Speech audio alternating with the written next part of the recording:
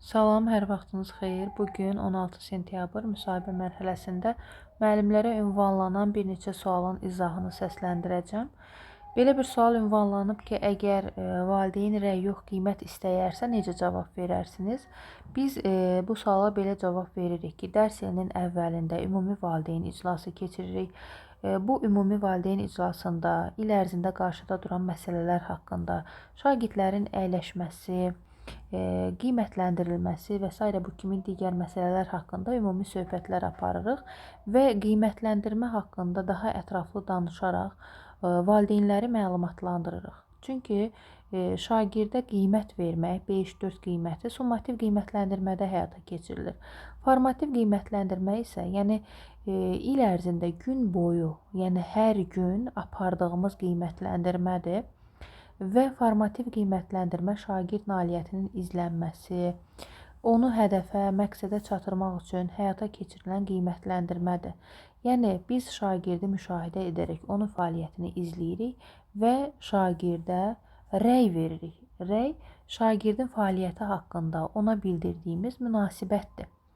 Yəni, qiymət yazanda uşaq üçün aydın olmayacaq. Məsəl üçün, deyək ki, uşağa 3 yazmışıq və yaxud da ki, 4 yazmışıq. Bu zaman uşaq bilməyəcək axı onun hansı bacarıqlarının inkişafına ehtiyac var və yaxud da ki, eləcə də valideyn də bunu bilməyəcək. Daha dəqiq, aydın bilməyəcək ki, övladının hansı bacarıqların üzərində daha çox çalışmalıdır, nəzarət etməlidir, nələrin inkişafına ehtiyac var. Amma rəy vasitəsilə, yəni biz fikirlərimizi valideynə ötürəcəyik. İstər həm şagirdə mütləq şəkildə, istərsə də valideynə ötürəcəyik. Yəni rəy verərkən şagird istərsə də valideyn daha yaxşı anlayacaq ki, hansı bacarıqlarını necə inkişaf elətdirə bilər. Məsəl üçün, biri var ki, uşaq Azərbaycan dili, deyək ki, 2-ci sinifdə sürətli oxu bacarıqlarını formalaşdırıram. Yəni şagird yaxşı oxumur. Mən 3 yazmışam. Evdə valideyn bunu bilməyəcəkdir ki, yəni nədən 3 alıbdır uşaq. Amma mən yazsam ki, sürətli oxu bacarıqlarının üzərində daha çox çalış. Və yaxud da ki, 3-ə vurmanı daha yaxşı öyrən. Sətir şəklində toplama bacarıqlarının üzərində daha çox çalış. Yəni bu cür konstruktiv məzmunlu rəy verəndə şagird də biləcəkdir ki, mən nə edim və yaxud da ki, yol da göstərir ki, məsəl üçün bu bacarıqlarını inkişaf elətdirmək üçün filan mənbəyə müraciət et. Bax, o qaydanı oxusan, bu məsələni yaxşı həll edəcəksən. Bu düsturu öyrənsən, bu tapşırığın öhdəsindən gələcəksən.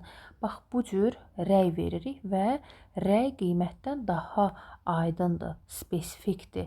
Yəni, rəyi də düzgün, dəqiq, aydın şəkildə şagirdə bildirməliyik ki, onun fəaliyyətinin hər bir aspektini vurğulamalıyıq ki, şagird də nəyin doğru, nəyin yanlış olduğunu tam dəqiq şəkildə müəyyən eləyə bilsin. Ona görə də rəy daha gözəldir. Rəy şagirdi inkişafa aparır. Əlbəttə ki, rəyi düzgün şəkildə şagirdə ünvanlayanda, əlbəttə ki, oradan şagird bir nəticə çıxara biləcəkdir. Təlim nəticəsini nədən çıxarırsan? Biz deməli təlim nəticəsini alt standartlardan çıxarırıq. Yəni o böyük alt standartlar var ki, onları 1:45 dəqiqə ərzində biz reallaşdıra bilmərik. Onu hissələr şəklində reallaşdırırıq və hissələrə də bölürük. Bunlar adlanır məqsəd. Məqsədlər şəklində reallaşdırırıq və müasir təkmilləşmiş deməli kurikulumlarında, fən kurikulumlarında alt standartlar sadə şəkildə verilib, çoxusu sadə şəkildə verilib və biz həmin alt standartları bir dərsin məqsədi kimi götürüb reallaşdıra bilərik və il ərzində bir neçə dəfə həmin alt standartlara müraciət eləyə bilərik. Yetər ki, bir tədris ili ərzində həmin alt standartın tələb elədiyi bilik və bacarıqları şagirdlərdə formalaşdıra bilək. Özünü təqdim etmə haqqında soruşublar, icmalı soruşublar, yəni müəllimlərimizin dediklərinə görə, yəni icmal tam şəkildə soruşulub, başdan ayağa qədər. Özünü təqdim etməmizi də lakanik şəkildə bildirməliyik, çox uzun uzadılığa yol vermək olmaz. Yəni özümüz haqqında, müəllimlik fəaliyyəti haqqında danışmalıyıq. Çünki biz tərcüməyi hal şəklində bunu verməməliyik ki, ailə tərkibimiz, anadan olduğum il lazım deyil. Biz özümüzü bir müəllim, hansı deməli müəssisədə işləyiriksə, hansı təhsil müəssisəsində işləyiriksə, həmin təhsil müəssisəsinin müəllimi kimi özümüzü təqdim etməliyik, qısa, lakonik şəkildə.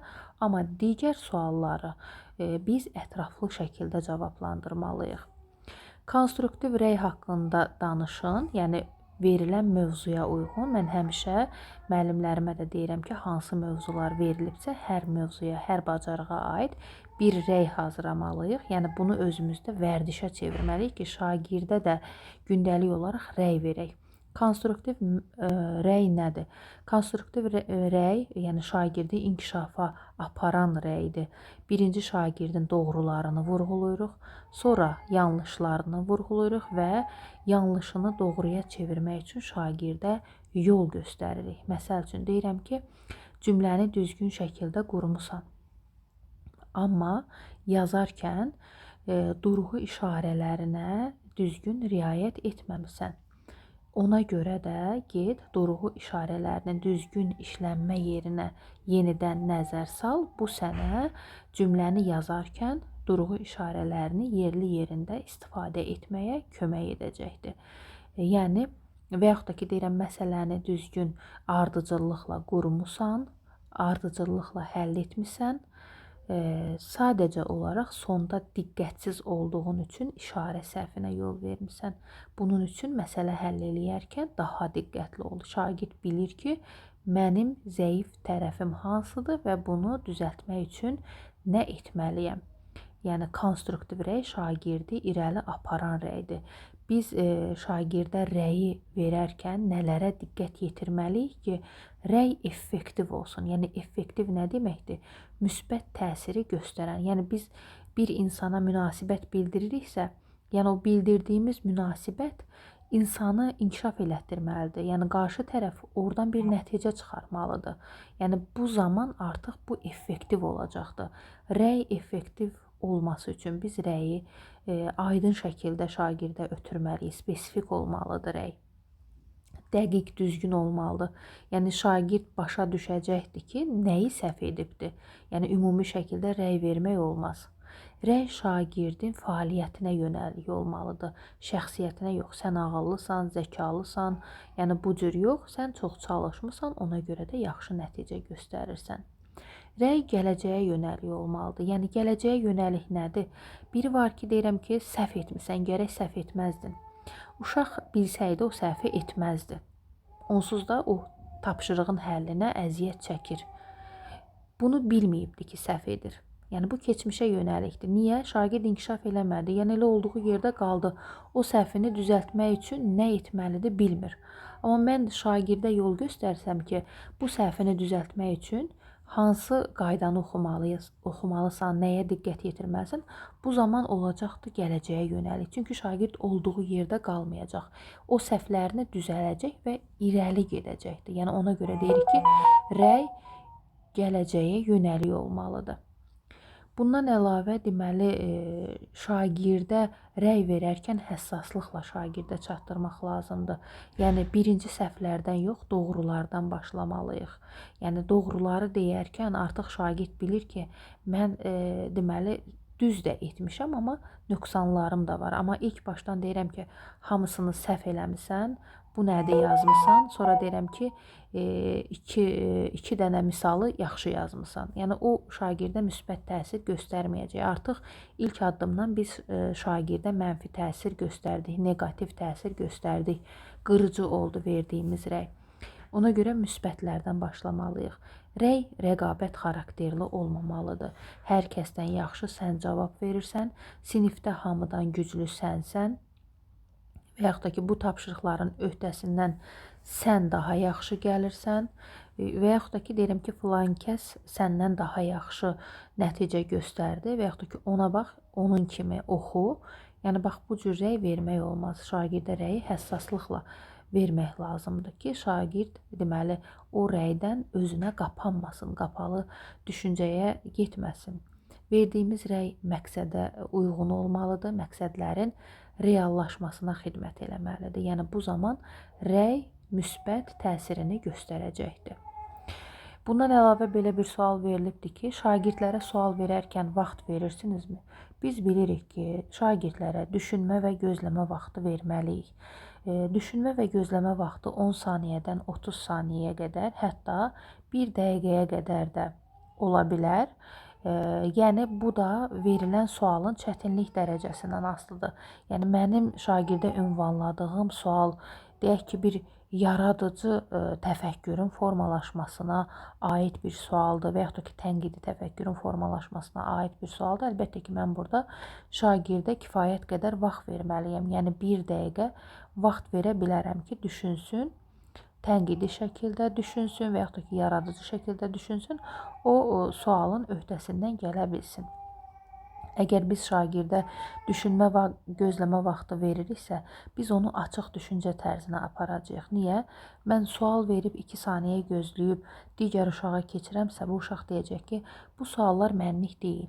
Mən bu problemin öhdəsindən gələ bilmirəm. Riyaziyyat mənlik deyil və yaxud da ki, Azərbaycan dili mənlik deyil. Bu da qapalı düşüncə tərzinin fikirləridir, düşüncələridir. Mütləq şəkildə şagirdlərə düşünmə, gözləmə vaxtı verməliyik. Yəni burada inklüzivlik də öz əksini tapır, özünü göstərir. Çünki qavramasında da fərq olan uşaqlar var. Elə uşaq var ki, verilən suala avtomatik cavab verir. Eləsi də var ki, biraz gözləyir, ondan sonra cavab verir. Ona görə də mütləq şəkildə şagirdlərə düşünmə və gözləmə vaxtı verilməlidir.